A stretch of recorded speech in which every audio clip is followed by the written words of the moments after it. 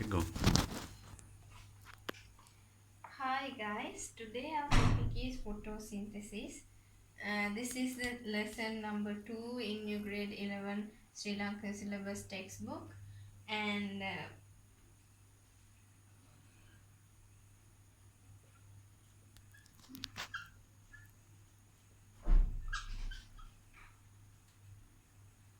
so photosynthesis. What do you know of photosynthesis?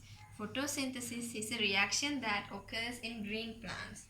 So we know that all green plants conduct photosynthesis, and photosynthesis is very essential factor, very one of the very essential processes that helps to keep the environmental equilibrium for that for all the beings could survive.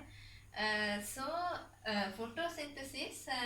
First, we must identify what are the raw materials in photosynthesis. First, we must identify what the raw materials are. The raw materials are water and carbon dioxide. And factors essential are the sunlight and chlorophyll. So we have the main product. Main product, we know that we can all, like most of the living beings directly or indirectly consume the food related to the starch available in the plants, which is glucose. So the main product is glucose, and the byproduct we all know, with glucose oxygen is released. So these factors are important to consider. And then we come to the equation, the very essential equation when studying about photosynthesis is we have our first raw material is H2O and CO2, and then we get the sunlight, and then the chlorophyll, and then as the byproducts we get the main product as glucose, which means C6H12O6 plus the main product, which is glucose, and C6H12O6, and the byproduct, which is oxygen, O2. And now we can see that we have to balance this equation. For that we must see whether how many hydrogen atoms are there. There are 12 here, so we have to put 6 here, because we have 12 hydrogen atoms. That means 6 into 2 is 12, and there are 6 oxygen atoms here. That means we have 6 already here, and then we have 2 here, so extra oxygen atoms. Thus we put a 6 here. That means 6 carbon, we have 6 carbon already, and oxygen, 12 oxygens. That means we must add the 6 here. So 12 plus 12, here also 12. So now we can see that our equation is balanced already. So this is known as the chemical equation for photosynthesis.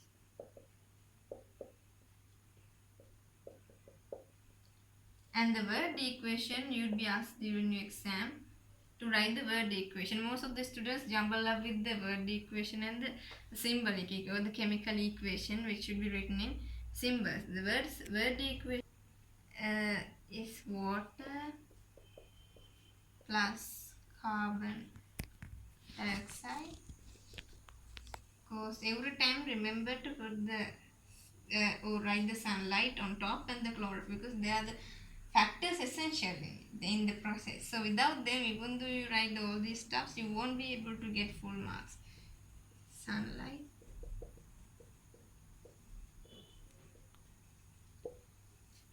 that's how. So now we are done with the equation, and now we'll come to the definition, the exact definition for the photosynthesis. You might have heard of different kinds of various kinds of definitions for photosynthesis, but you must be thorough with the definition that's available in your textbook and be familiar with it. And in order to get familiar with it, you must rewrite the definition several times. Then you could remember it very well.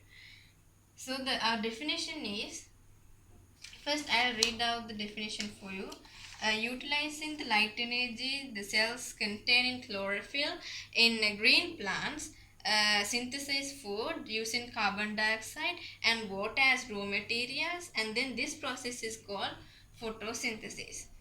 So, using light energy, the cells containing chlorophyll. See, the light energy is the solar energy. That means sun provides the light energy. Without the sun, plants will get with that. And then the cells containing chlorophyll. So, the special kinds of cells that are available in the plant tissues, in order to conduct photosynthesis, they are called mesophils. Mesophyll cells. So, these mesophyll cells contain chlorophyll inside them. So the chloroplast are there, in between the chlorophyll is available. So cells containing chlorophyll in green plants. You must remember that always chlorophyll is available in green plants only, not in any other types of plants. So to synthesize food using water and carbon dioxide, as I said, they are the raw materials. As raw materials, this process is called photosynthesis. So if you remember these stuffs, it's really easy for you to define the photosynthesis process. So now we get on to the factors that affect the photosynthesis. Uh, Terrestrial plants obtain water from soil for photosynthesis. So water is absorbed from the root hairs of the plant, and they go through the stem of the plant, and they go through the branches, and they travel to each and every cell in the plant leaf or everywhere. The absorbed water then travels into root xylem. So we know that water travels through the xylem tissue which is available in the plant, while the food and the glucose and rest of the other stuff pass to the phloem tissue in a plant. So the absorbed water then travels in the root xylem through cortex and endodermis. From there, the water is transported into the mesophils. They are the mesophyll cells is a new term for you. So they are the cells that help in the help in the efficiency of the photosynthesis. And then these mesophyll cells of leaves via the xylem of the stem and veins of the leaves. The water travels to every single part of the plant. The network of veins in the leaves distribute water throughout the leaf. So you might see some experiments in the coming pages. We have to identify what happens to some plants when they don't get adequate sunlight, water, or any other factors affecting photosynthesis. If one point is not considered, the plant loses its ability to conduct the photosynthesis successfully. So CO2 is obtained from atmosphere, we know.